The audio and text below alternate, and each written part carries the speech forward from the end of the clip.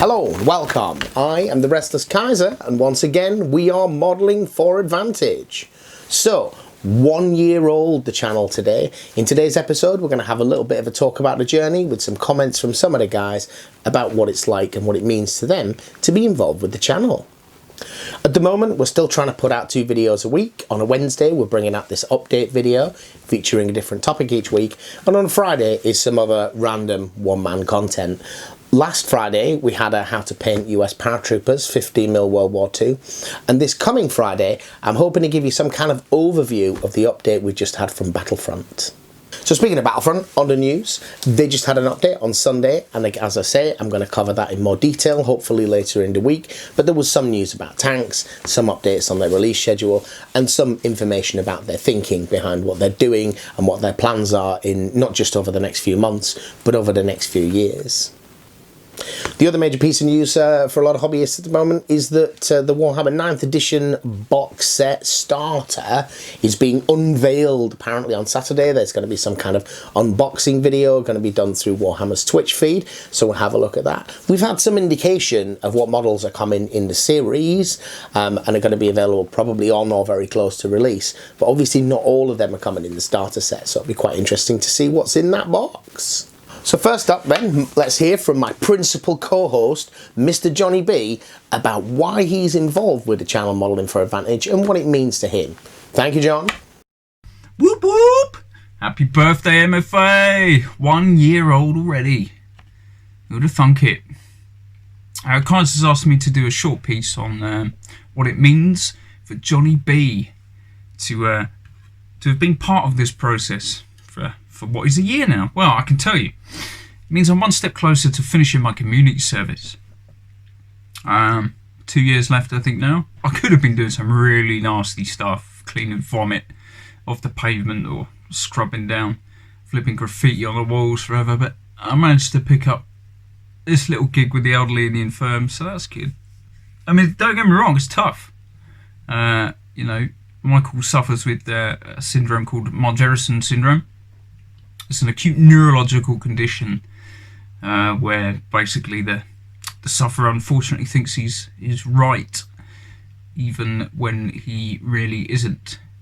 On little things, big things, whatever. But if you pull that up, well, have you ever tried wrestling a 230-pound baby to the ground to pacify them?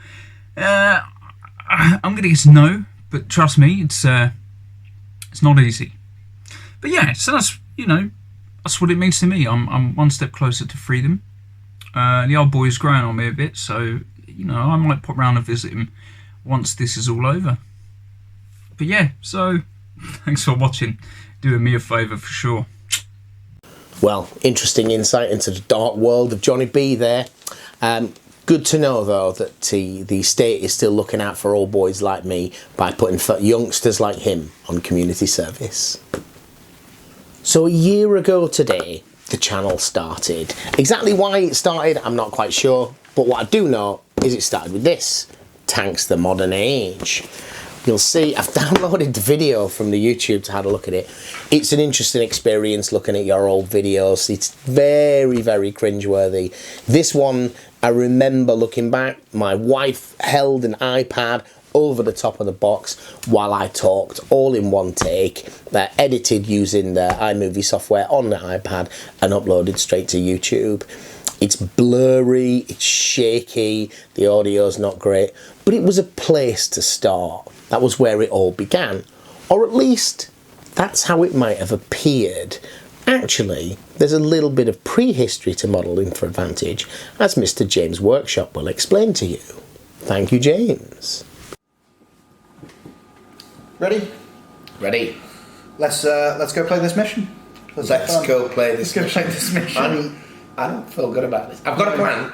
Yeah? I've got a plan. Have you got a plan? So it's going to be a little known fact now that me and the Kaiser actually made some videos before his channel even started. I like to think that my failing uphill with him on making this Shadowspear video, it was a battle report with some terrible footage, with a few reviews here and there as well. I really like to think that it's changed how he wanted to develop a channel that me and him were talking about at the time with him starting. He's really changed my ideas on how I like to play. I've got whole painted games now and whole painted armies that I would never have had before. And I frequently played plastic, something I'm almost ashamed to say now. I really hope that we can continue making videos in the future. I plan to continue being a part of this channel for some time. It really means a lot to me to be continuing to be allowed to even make these videos with the Kaiser. It's absolutely fantastic stuff. I really wish the best for him, and I hope that he can make everything that he wants to. Yeah, we're learning as we go with this. This is the first time we've done anything like this. So yeah, enjoy the video as it is. Thank you very much for watching. And we'll see you shortly. Yeah. I don't know whether there ever would have been a Modelling for Advantage if I hadn't started recording some videos with Mr. James' workshop. We had some ideas, but he did all the work, he had some experience with video editing, and it was instrumental in me making a start. As much as I branched out in my own direction with Modelling for Advantage, James was able to talk to me about software and about editing and about uploads and just a million questions you have as a beginner YouTuber. Without James's input, I don't think that ever would have happened. Now let's hear from Clueless Mike about his involvement in the channel and what it means to him. Happy first birthday, Modelling for Advantage. I'm sure the Kaiser is whipping up a cake as we speak and will be shipping it out to all of us contributors. He's asked us just to do a little post about what being part of the channel means to us. So I had a little think. What does it generally mean? For me, I think it means community. Most hobbies are driven by community. You need other people around you who enjoy your hobby for you to enjoy it as well. You can sit at home on your own, but it's really sharing your hobby with other people which really bring out that enjoyment. I've really enjoyed making these videos in lockdown in particular because we're not allowed to go out and meet as such, so it's given us a pseudo way of talking to each other and sharing what we're up to, which we'd usually do in person. It's a great way of kind of like playing more games, being introduced to different types of games, and basically it's a nice way of hanging out with your friends. I've got to know the Kaiser better, I've got to know John better, James, all kinds of people that are contributing to the channel, and it's a real kind of like community feel to the channel as well. I watch loads of the videos that I'm not part of games that I've never even played, because it's kind of like sitting there hanging out with my friends. I'm listening to them chat, I'm listening to them make jokes, and that's really what I enjoy about it. Hope you do too.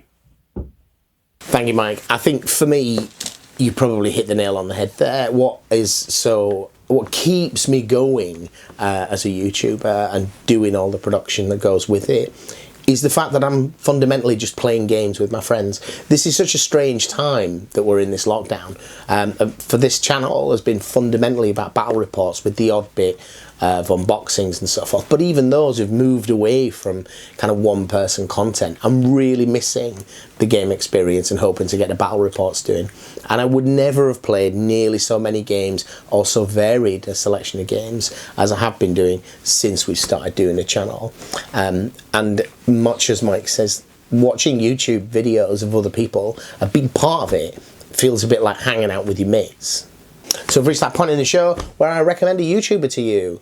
Today I'm going to recommend that you have a checking out of the Itinerant Hobbyist. He's another interesting wargamer in that he does a lot of live streams and so forth, but fundamentally he plays a lot of games.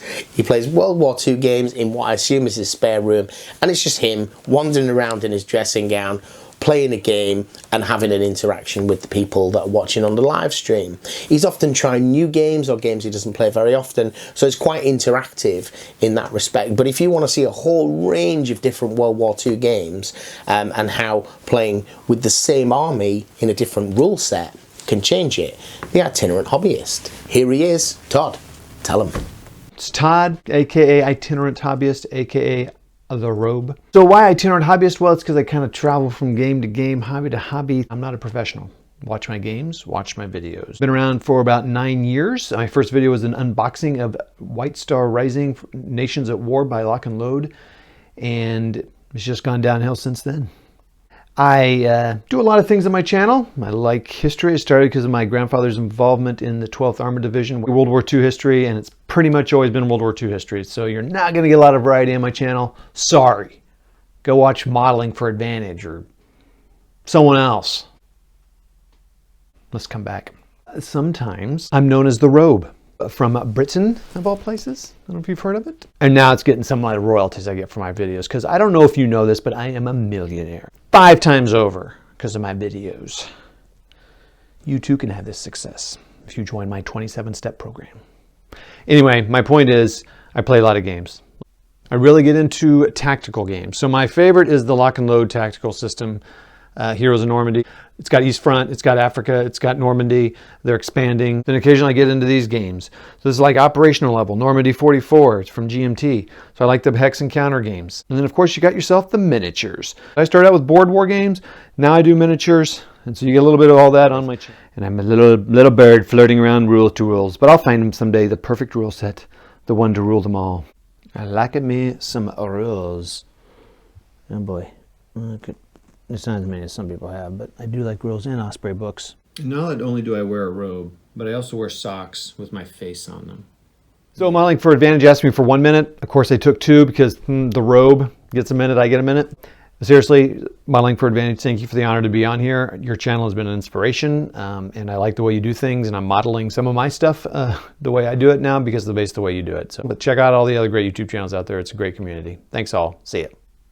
So close to the end of the show now. Up to this point we've been showing you a series of Demon Princes from Clueless Mike, but we decided to rebrand this segment to Kitbash Corner to open it up to some of the other players, partly because we've seen all of Mike's Demon Prince conversions now.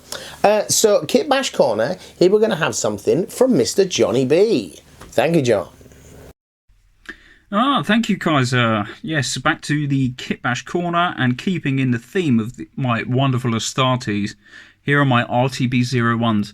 Now, you've mostly seen these a fair few times on the channel. If not, why not? You're crazy. Regards Kitbash-wise, these are mainly just magnetised. A lot of them rearmed with more current weapons from various Horus Heresy kits that are available now. It's all magnetised, so I can rearm them all completely on the fly. Thunder hammers, the likes of that. There's a lieutenant that you have there with a wonderful Custodes shield spare. I'm using that as a storm shield, obviously. And you can do all sorts of fun things as well, like giving the birdie to the enemy. Take that, you Tau scum. Hooray! Anyway, back to you, Kaiser. As you can probably imagine, the intention is to go on for another year and speak to you again in a year's time and see how we've moved on.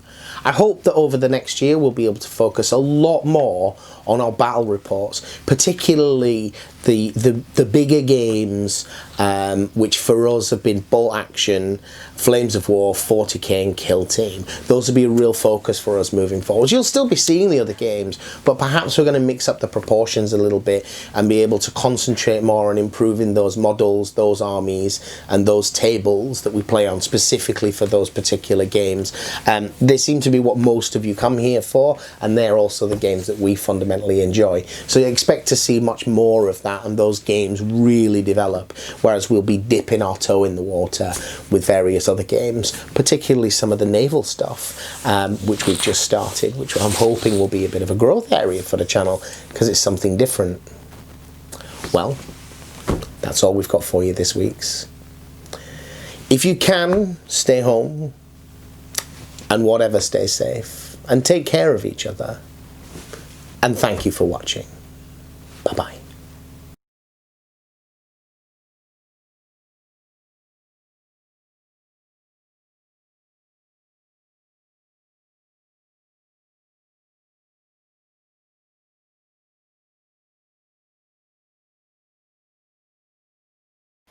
Hello, I am the Restless Kaiser and we are modelling for Advantage. Today is the first of our What's in the Box videos and we're having a look at Tanks the Modern Age. So let's just get this bad boy open. I'll try and keep things in shot. I'm going to try and behave myself and move things from this side into that side as I talk about them.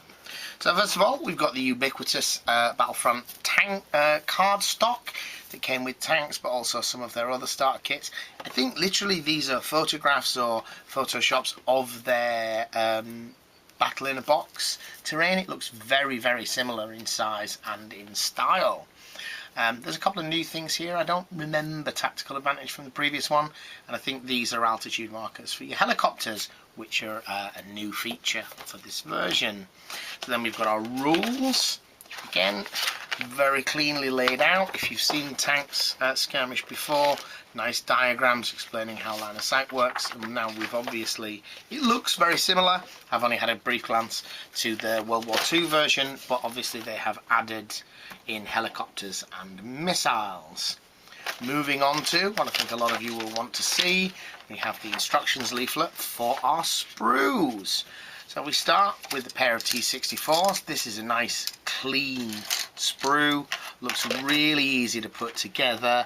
I really like the look of these, a healthy amount of detail, but nice simple assembly. As someone who has assembled some of the artillery bolt action kits, I've had a horrendous time with some of those, so I love it when the whole of the running gear is together in one item.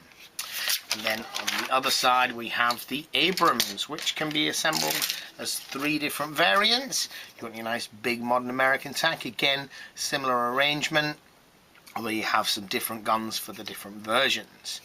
So moving on from the sprues, this is really the first of the things. If you've not seen tanks before, each vehicle has its own stat line, and the Abrams sprue can build 1, 2, 3 tank variants, which is very nice, and you have the 3 different cards. However, the T64 has only 1 variant, and in this deck there is only 1 card, which is a real shame because most people like to play with the cards on their side of the table to mark damage and any upgrades. Speaking of which, upgrade tokens. So these are these things. They might be crew, they might be special pieces of equipment, and these we attach to particular vehicles around the sides of the car. So as much as you could use a marker A, B, C, D to represent your different T64s, you really need a card for each one so you can place the upgrades. And of course we've got some lovely dice, red and blue for the iconic World War III red 4, blue 4. They don't have stars and stripes or hammers and sickles on them or anything, but I think they do sell that kind of dice set separately, but they're nice, clean, easy to read dice. We have the critical hit deck, which, having had a look at, seems identical to the World War II version. And of course, finally, a piece of paper advertising, if you like this one, you go and play Team Yankee. I'm really excited to look at this game. I enjoyed tanks as a simple kind of half an hour, 45-minute game, but adding helicopters and missiles, I'm very enthusiastic. Thank you for watching.